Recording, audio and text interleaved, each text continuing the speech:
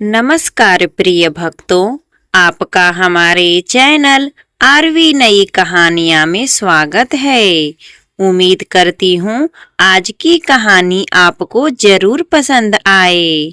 आज सुनेंगे कौवा हकनी की 8 पत्थरों वाली कहानी, राजा और उनकी 2 रानियों की कथा। बहुत समय पहले की बात है, किसी दूर परदेश में एक पराक्रमी और न्यायप्रिय राजा रहता था। उसके राज्य में धन धान्य की कोई कमी नहीं थी। प्रजा सुखी थी और चारों ओर शांति तथा समृद्धि का वातावरण था।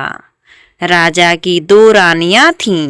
बड़ी रानी शांत स्वभाव, प्रेमपूर्ण और सरल हृदय वाली, जबकि छोटी रानी अत्यंत सुंदर होने के साथ साथ थोड़ी ईर्ष्यालु और लालची थी। राजा अपनी दोनों रानियों को एक समान स्नेह देता था, पर छोटी रानी हमेशा चाहती थी कि उसी को अधिक महत्व मिले। बड़ी रानी की एक ही कमी थी, उसके कोई संतान नहीं थी। दूसरी ओर छोटी रानी कुछ ही वर्षों में एक सुंदर पुत्र की मां बन चुकी थी। इससे उसका घमंड और भी बढ़ गया।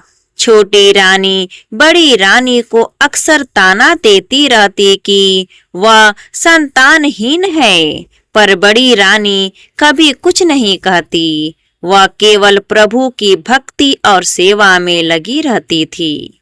एक दिन बड़ी रानी दुखी होकर महल के पीछे स्थित अपने निजी उद्यान में चली गई। वहां एक विशाल बरगद का पेड़ था, जिस पर अक्सर एक कौवा और हकनी साथ साथ बैठते थे।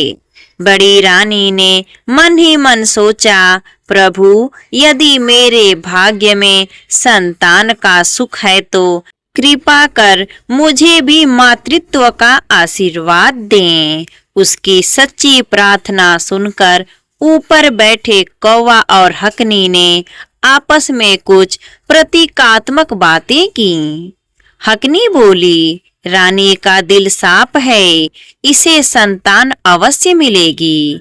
कौवा बोला, पर भाग्य को बदला नहीं जा सकता। हकनी ने कहा, भाग्य तो लिखा हुआ है, पर अगर कर्म पवित्र हो तो राह मिल जाती है।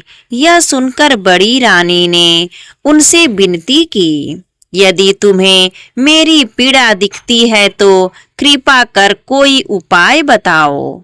हकनी बोली, रानी, तुम्हें 8 पत्थरों की परीक्षा देनी होगी। अगर तुम उसे पूरा कर लो तो तुम्हें एक तेजस्वी पुत्र मिलेगा।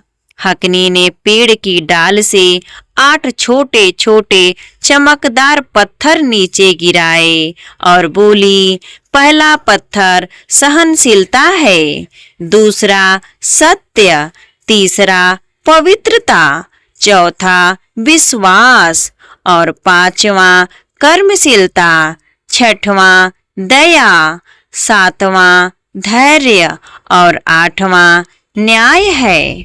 हकनी ने समझाया कि ये कोई साधारण पत्थर नहीं है, बल्कि 8 जीवन मूल्य है। रानी को इन्हें जीवन में निभाना होगा और उनके पालन की परीक्षा शीघ्र ही सामने आएगी। बड़ी रानी ने पत्थरों को श्रद्धा से उठाया और प्रतिज्ञा की कि वह इन सभी गुणों का पालन करेंगी। यह बात धीरे धीरे महल में फैल गई। छोटी रानी को जब पता चला कि बड़ी रानी को कुछ दिव्य संकेत मिला है तो उसके मन में जलन भर उठी। उसने सोचा, अगर बड़ी रानी को संतान मिल गई तो राजा का प्रेम बांटना पड़ेगा, या मैं कभी नहीं होने दूंगी। उसने चालाकी से नौकरानियों से पता करवाया कि बड़ी रानी ने 8 पत्थर क्या किए हैं। छोटी रानी ने उन पत्थरों को चुराकर नदी में फेंक दिया।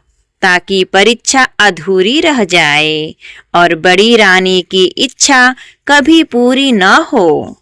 पत्थरों के खो जाने के बावजूद बड़ी रानी अपने संकल्प पर अडिग रही। छोटी रानी बड़ी रानी को तरह तरह से अपमानित करती, पर बड़ी रानी मौन रहती, कुछ न कहती। महल में चोरी हुई और आरोप बड़ी रानी पर लगा। उसने सत्य कहा, मैंने कुछ नहीं किया है, और शांत मन से अन्याय सहा। अंत में सच्चाई सामने आई। चोरी एक सिपाही ने की थी। राजा युद्ध के लिए गए हुए थे। बड़ी रानी ने राज्य की देखभाल में दिन रात मेहनत की। उसने प्रजा का विश्वास बनाए रखा और हर कार्य ईमानदारी से किया। एक बार राज्य में अकाल पड़ा। बड़ी रानी ने अपना पूरा खजाना खोलकर प्रजा को अन्न दिलवाया और लोगों का जीवन बच गया। कठोर समय में उसने धैर्य बनाए रखा। एक दिन दो महिलाओं के बीच एक बच्चे को लेकर विवाद हुआ। बड़ी रानी ने समझदारी से निर्णय किया और सच्ची माँ को उसका बच्चा दिलवाया। राजा ने लौटते ही उसकी बुद्धिमता की सराहना की। बिना पत्थरों के भी बड़ी रानी ने सभी गुणों को निभाया।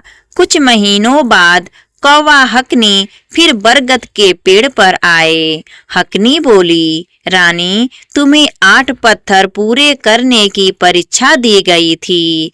पत्थर खो गए, पर तुमने जीवन से ही हर पत्थर को साकार किया। तुम गुणों से परी हो, इसलिए तुम्हें वरदान मिलता है।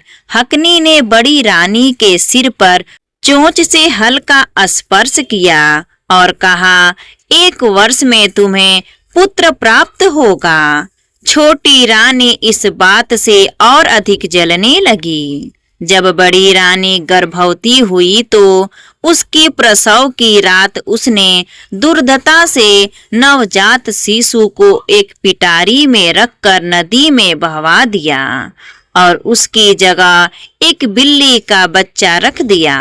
उसके बाद सुबह महल में हंगामा मच गया।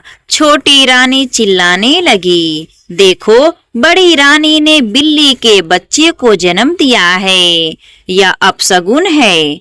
अब राजा दुखी हो गए और बड़ी रानी को अलग कक्ष में रहने का आदेश दे दिया, पर उन्होंने कठोर दंड नहीं दिया, क्योंकि बड़ी रानी का चरित्र वे जानते थे। एक दिन नदी के किनारे एक मछुआरा मछली पकड़ने गया। जैसे ही मछली पकड़ने जा रहा था, उसी समय जो पिटारी नदी में बहवाई गई थी, तभी उस मछुआरे को पिटारी पर नजर पड़ा। पिटारी को खोलकर देखा तो भीतर एक सुंदर तेजस्वी शिशु सो रहा था। मछुआरा और उसकी पत्नी निसंतान थे। उन्होंने बच्चों को पाल पोस कर बड़ा किया। बच्चे का नाम रखा राजकुमार वीरदंत। वीरदंत बड़ा होकर बुद्धिमान, पराक्रमी और दयालु बना। उसे अपने वास्तविक जन्म का ज्ञान नहीं था, पर उसके भीतर शाही तेज स्पष्ट था। जब वीरदंत लगभग 10 वर्ष का हुआ, एक दिन वही कौवा हकनी उसके पास उतरे। उन्होंने मछुआरे से कहा, यह बच्चा सामान्य नहीं है, यह उसी राजा का पुत्र है जिसकी बड़ी रानी के साथ अन्याय हुआ था। कौवा हकनी बच्चे को लेकर महल पहुंची। जैसे ही राजा ने लड़के को देखा, उन्हें भीतर कुछ अपनापन महसूस हुआ। हकनी ने पूरी सच्चाई राजा को बताई। छोटी रानी का छल, बच्चे को बहाना और बड़ी रानी का त्याग करना। राजा का हृदय भर आया। उन्होंने तुरंत बड़ी रानी को सम्मान सहित महल में बुलाया और उसे उसके पुत्र से मिलवाया। राजा ने छोटी रानी का छल जनता के सामने प्रकट किया। छोटी रानी को राज्य से निकाल दिया गया। बड़ी रानी को मुख्य रानी का सम्मान दिया गया और राजा का जो पुत्र था वीरदंत युवराज घोषित किया गया।